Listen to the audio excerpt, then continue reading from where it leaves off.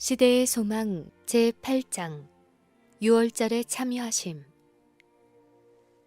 유대인들에게 12살 되는 해는 유년기와 청소년기의 분기점이었다. 히브리의 남아들은 이 연령이 차면 율법의 아들 또는 하나님의 아들이라고 불렸다. 그 아이는 종교적 훈련을 받을 특별한 기회를 가지게 되었고 또한 거룩한 절기와 예식에 참여할 수 있게 되었다. 예수께서 어릴 때에 유월절에 참여하기 위하여 예루살렘에 가신 것도 이 관습에 따른 것이었다. 모든 경건한 이스라엘 사람들처럼 요셉과 마리아도 해마다 유월절에 참여하기 위하여 예루살렘으로 올라갔으며 예수께서 정령이 되셨을 때에 그들은 그분을 데리고 갔다. 유월절, 오순절, 장막절 등 연례적인 세 절기에 모든 이스라엘 사람들은 예루살렘에서 주 앞에 나오라는 명령을 받았다. 이 세 절기 중 유월절에는 가장 많은 사람이 참여하였다. 유대인들이 흩어져 있었던 모든 나라들로부터 많은 사람들이 참여하였다. 팔레스틴 각처로부터 경배자들이 많이 왔다. 갈릴리로부터 여행은 여러 날이 걸렸으므로 여행하는 사람들은 서로 동무하고 보호하기 위하여 큰 무리를 지어서 갔다. 부녀들과 노인들은 험준한 돌짝길을 소나 말을 타고 갔다. 건강한 사람과 젊은이들은 도보로 갔다. 유월절의 절기는 3월 말이나 4월 초순에 해당했으므로 온 땅은 꽃들로 화사하고 새들의 노랫소리로 흥겨웠다. 그들이 가는 길에는 줄곧 이스라엘의 역사상 기념될 만한 고적들이 있었고 부모들은 그들의 자녀들에게 지난 시절에 하나님께서 당신의 백성들을 위하여 행하신 기사에 대하여 상세히 말해 주었다. 그들은 노래와 음악으로 여행을 즐겁게 했으며 마침내 예루살렘의 탑들이 시야에 들어오면 모두가 목소리를 합하여 다음과 같은 개가를 불렀다. 예루살렘아, 우리 발이 네 성문 안에 섰도다. 네 성 안에는 평강이 있고 네 궁중에는 형통이 있을지어다. 유월절을 지키는 일은 히브리 나라의 건국과 더불어 시작되었다. 그들이 애굽에서 종노릇하던 마지막 밤 구원받을 아무런 징조도 보이지 않을 때에 하나님께서는 그들에게 임박한 해방을 위해 준비하도록 명령하셨다. 하나님께서는 바로에게 애굽의 최후의 형벌을 내리게 될 것을 경고하는 동시에 히브리 사람들에게는 그들의 가족들을 집에 모으도록 지시하셨다. 그들은 문설주에 살해된 어린 양의 피를 뿌린 다음에 구운 어린 양의 고기를 무교병과 쓴 나물과 함께 먹어야 하였다. 너희는 그것을 이렇게 먹을지니 허리에 띠를 띠고 발에 신을 신고 손에 지팡이를 잡고 급히 먹으라. 이것이 여호와의 유월절이니라 라고 주께서 말씀하셨다. 밤 자정에 애굽의 모든 장자는 다 죽임을 당하였다. 그때의 애굽 왕은 이스라엘 백성에게 일어나 내 백성 가운데서 떠나서 너희의 말대로 가서 여호와를 섬기라는 기별을 보냈다. 히브리 사람들은 애굽에서 하나의 독립국가로 나왔다.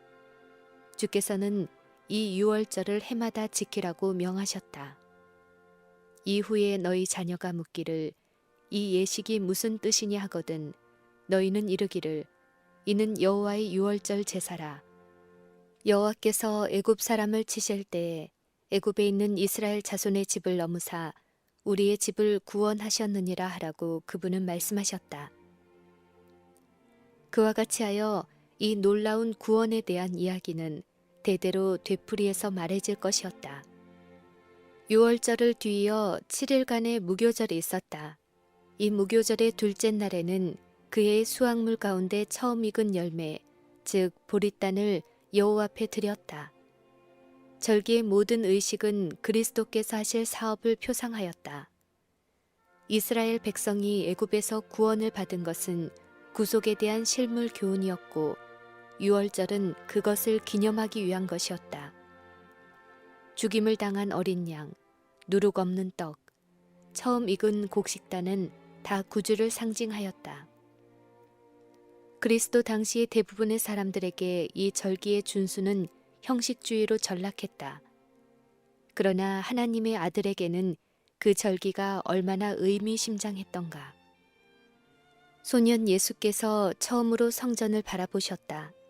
그분은 흰 두루마리를 입은 제사장들이 엄숙하게 성전 봉사를 행하는 것을 보셨다. 그분은 제단 위에 피 흘리는 제물을 바라보셨다. 향연이 하나님 앞으로 올라갈 때 그분은 다른 경배자들과 함께 머리 숙여 기도하셨다. 그분은 그 감명적인 유월절 예식들을 목도하셨다. 그분은 날마다 그 예식들의 의미를 더욱 분명히 깨닫게 되셨다. 의식의 모든 행사는 자신의 생명과 관련이 있는 듯이 보였다. 새로운 충동이 그분의 마음속에서 일어나고 있었다. 그분은 조용하고 열심히 어떤 큰 문제를 풀어내시려고 하는 듯이 보였다. 당신의 사명의 신비가 구주에게 공개되고 있었다. 이런 장면들을 명상하는 일에 골똘하여 그분은 부모 곁에 머무르시지 않았다. 그분은 홀로 있기를 원하셨다. 유월절 예식이 끝난 후에도 그분은 여전히 성전뜰에 남아 계셨다. 그래서 다른 참여자들이 떠나간 후에도 그분은 뒤에 남으셨다. 예수님의 부모는 예루살렘에 올라올 때 그분을 이스라엘의 훌륭한 교사들과 접촉시키기를 원하였다.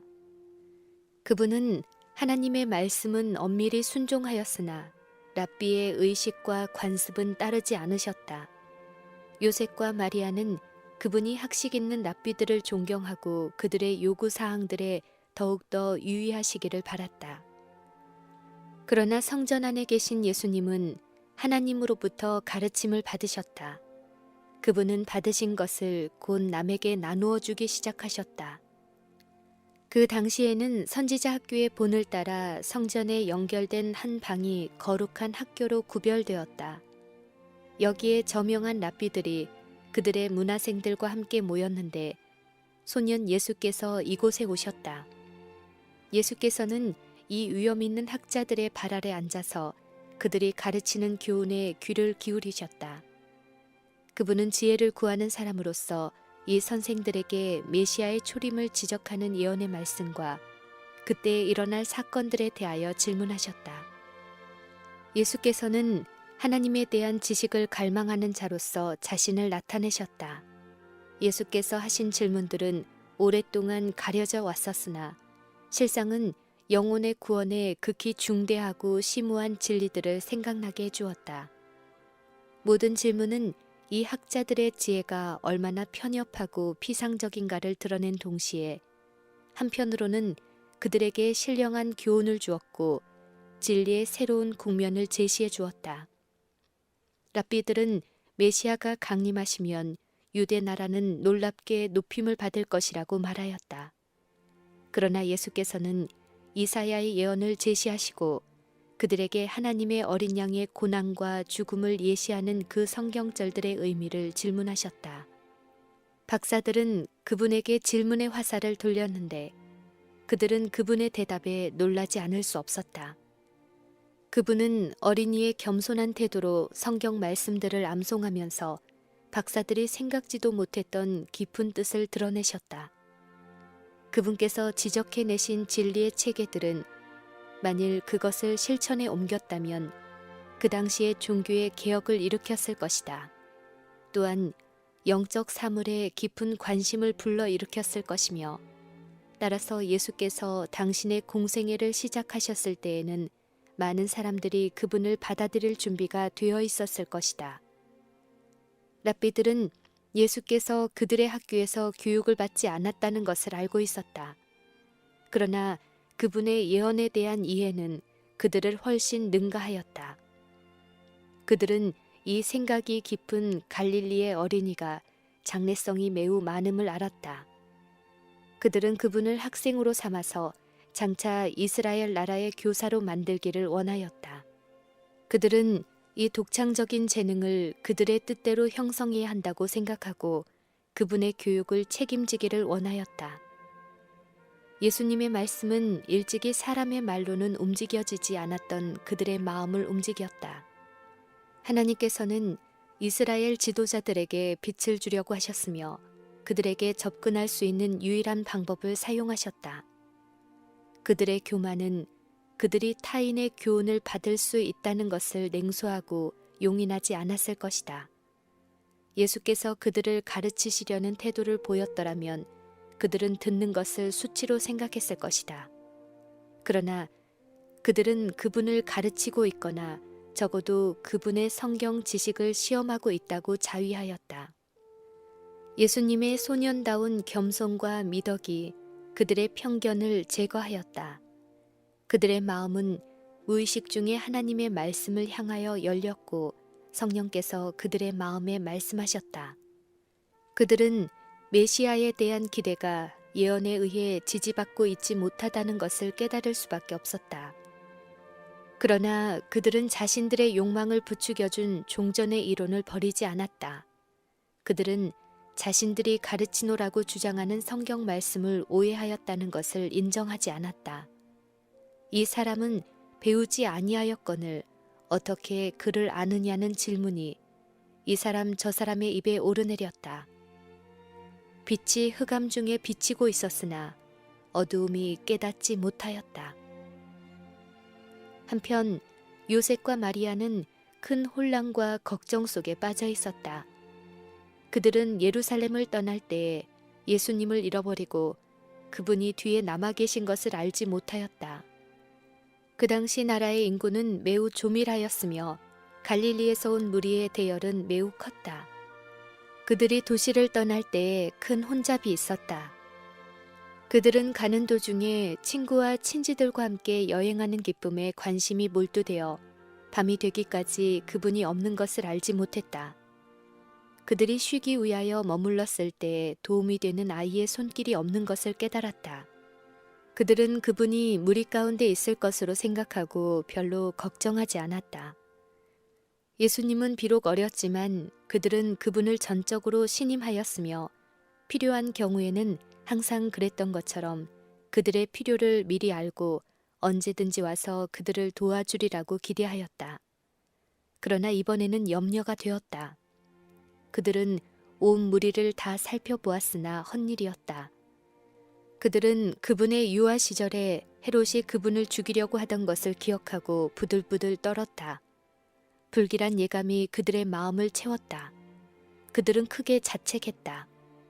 그들은 예루살렘으로 돌아가서 찾으러 돌아다녔다. 그 이튿날 그들이 성전에 경배하러 왔던 사람들과 함께 섞여 있을 때에 귀에 익은 목소리가 그들의 주의를 끌었다. 그들이 그 음성을 못 알아들을 리 없었다. 그분의 음성처럼 진실되고 열성이 있으면서도 아름다운 음조로 충만한 음성은 없었던 것이다. 그들은 랍비의 학교에서 예수님을 발견하였다. 그들은 기쁘기는 하였으나 괴로워하고 걱정하던 것에 대하여 잊을 수가 없었다. 예수께서 그들과 다시 함께 있게 되자 어머니는 책망 섞인 말로 아이야 어찌하여 우리에게 이렇게 하였느냐 보라 내 아버지와 내가 근심하여 너를 찾았노라고 말하였다. 예수께서는 어찌하여 나를 찾으셨나이까 내가 내 아버지 집에 있어야 될 줄을 알지 못하셨나이까 라고 대답하셨다. 그들이 그분의 말을 이해하지 못하는 듯 했을 때에 그분은 위를 가리키셨다. 그분의 얼굴에는 빛이 있었으며 그들은 그 광채를 보고 놀랐다. 신성이 인성을 통하여 번쩍였다. 성전에서 그분을 발견하였을 때 그들은 그분과 랍비 사이에 오가는 말을 듣고 그분의 질문과 대답에 놀랐다. 그분의 말은 도무지 잊혀지지 않을 여러 생각을 연달아 일으켰다. 그리고 부모에게 한 그분의 질문에는 교훈이 있었다. 그분은 내가 내 아버지 집에 있어야 될 줄을 알지 못하셨나이까 라고 말씀하셨다.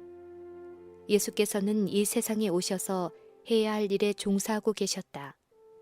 그러나 요셉과 마리아는 그들이 할 일을 등한히 하였다. 하나님께서는 당신의 아들을 맡기심으로 그들에게 높은 영예를 베푸셨다. 거룩한 천사들은 예수님의 생명을 보존하기 위해 요셉의 행로를 지시하였다. 그러나 그들은 잠시라도 잊어서는 안 될 그분을 온종일 잊고 있었다. 그리고 근심에서 놓여놨을 때에 그들은 자신들을 책하지 않고 오히려 그분에게 질책의 말을 던졌다. 예수님의 부모가 그분을 그들의 자식으로 여긴 것은 당연한 일이었다. 그분은 날마다 저희와 같이 살고 그분의 생애는 여러 가지 점에서 다른 아이들과 같았으므로 그들이 그분을 하나님의 아들이라고 생각하기는 어려웠다.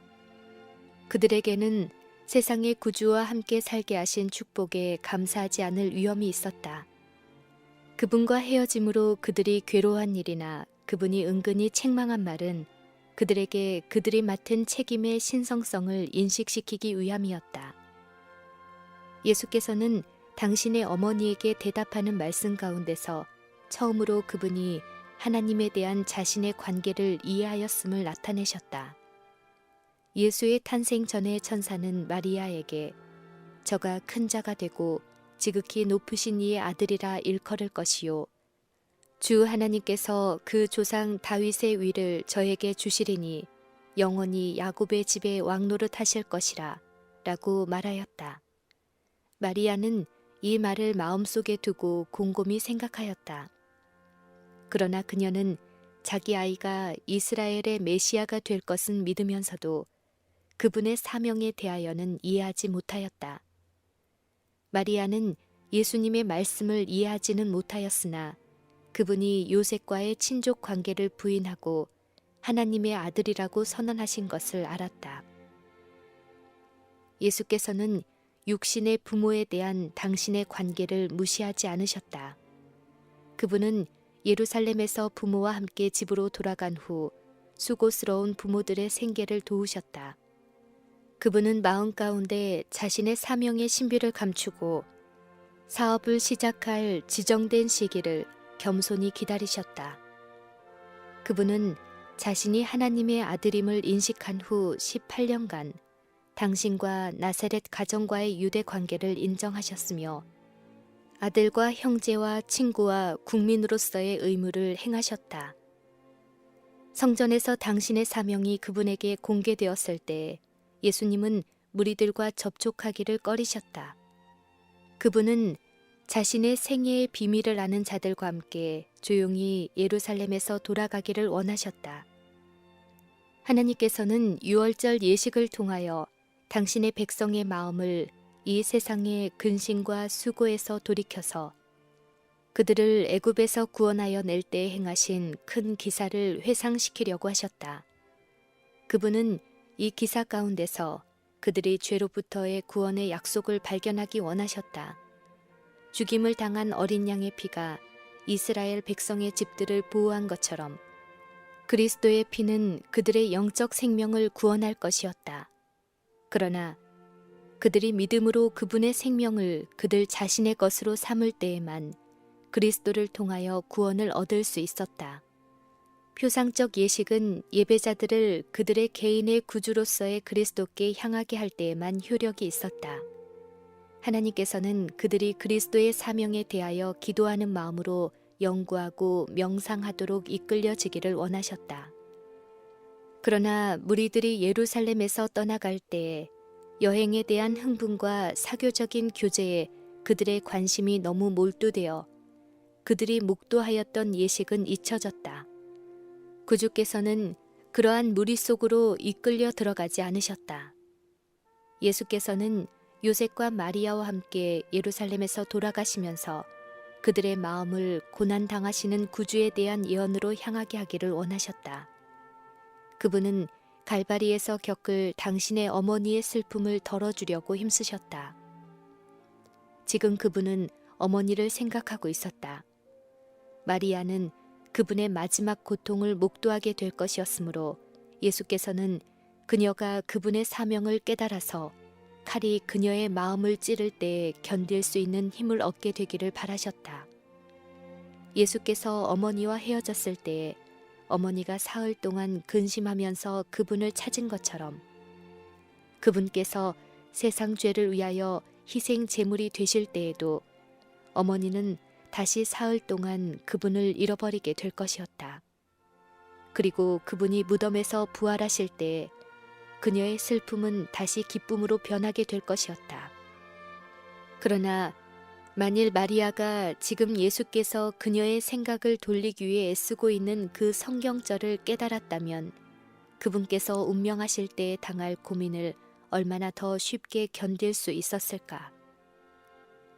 만일 요셉과 마리아가 묵상과 기도로 그들의 마음을 하나님께 머무르게 했다면 그들은 자신들에게 위탁된 직분의 신성성을 깨닫게 되었을 것이며 예수님을 잃어버리지 않았을 것이다. 하루를 등한히 함으로 말미암아 그들은 구주를 잃었다. 그러나 그들은 사흘 동안 근심하면서 그분을 찾으러 다녔다. 우리도 이와 같은 경우를 당한다.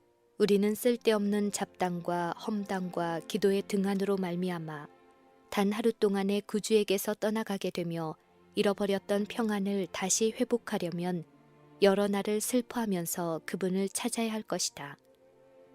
우리는 다른 사람들과 서로 사귀는 가운데 예수님을 잊어버리거나 무관심하게 지나쳐버리므로 그분이 우리와 함께 계시지 않게 하는 일이 없도록 조심해야 할 것이다.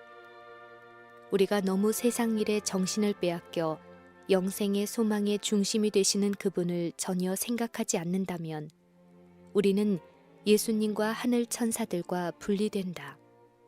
이 거룩한 천사들은 구주의 임재를 원하지 않고 그분의 부재를 허용하는 그런 곳에는 머무를 수 없다.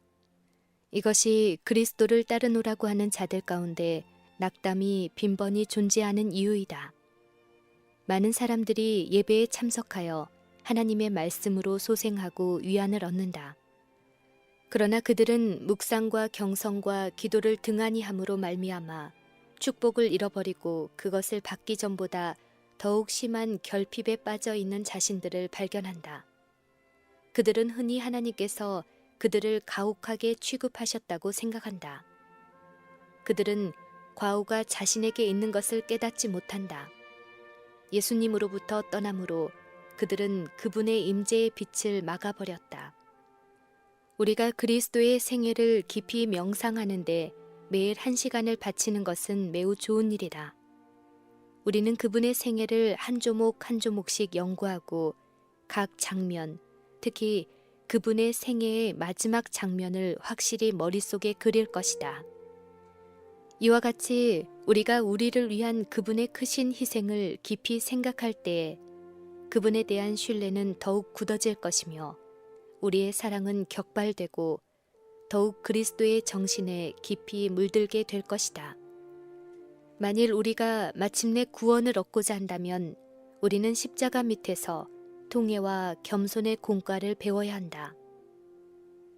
우리가 서로 사귈 때에 우리는 피차 다른 사람에게 축복이 될 수 있다.